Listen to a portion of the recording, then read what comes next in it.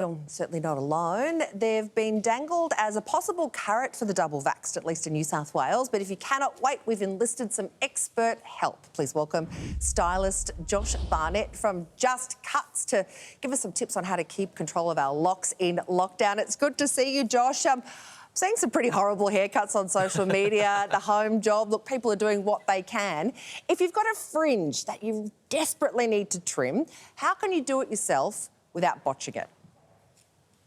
Absolutely. Well, the first thing to do is invest in the right tools. Like, don't go rummaging through the kitchen cupboards for the kitchen scissors.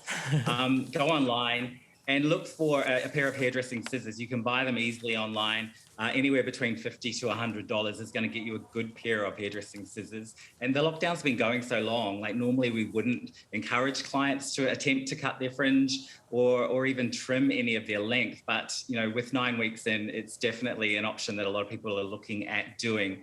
So invest in that pair of scissors and keep it to the perimeter, like your fringe, your bangs, your side, the length off. Just work on the exterior of your style, because working at home, we can get away with that. If you're doing Zooms, you can create a fresh cut look without actually getting into the interior of the hair. Obviously, with cutting, we don't want to get in there and cut too much off, because then it's going to be a situation that's going to need fixed up when we come out of lockdown. Yeah. Another expert tip, do not attempt after a couple of glasses of wine. Oh, I've done that before. Yeah. You don't want that. Or in my wife's case, even when you're sober. So a lot of people are embracing the grey in their hair, but some people just don't want to. So to cover up greys, is it okay to use supermarket brands, or should you use like the permanent or the semi-permanent dyes?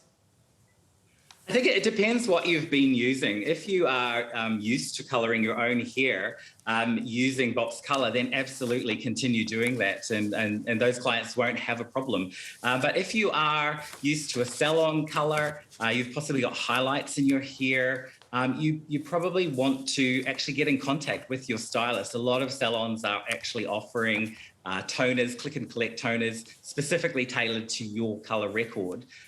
So you can go and pick those up and apply them yourself at home and not have to go down that path which you're not used to. But, you know, 80% of people that colour their hair use a box colour to do so. Beautiful. Hey, Josh, lockdown does strange things to you. I find myself now in the shower reading the back of my shampoo bottles. Because that's how lonely I am. Do you really have to wash your hair twice? You do have to shampoo your hair twice, absolutely. The first shampoo is the cleansing shampoo. It's removing not only anything from your hair, but also your scalp.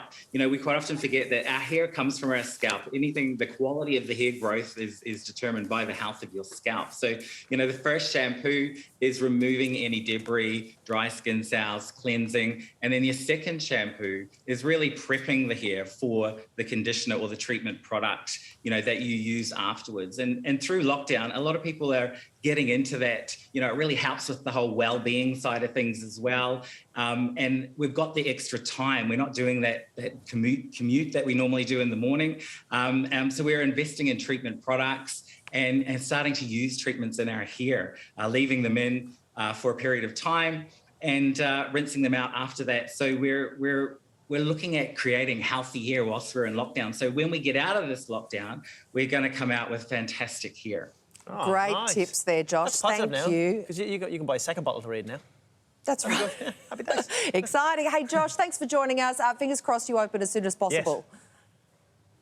Thank you. Thank you very much. Good man, Josh. Thanks for the tips. Now, up next, Craig Bennett is counting down the biggest plastic surgery shockers in showbiz. Find out who's had more than just a nip and tuck. We're back in a moment.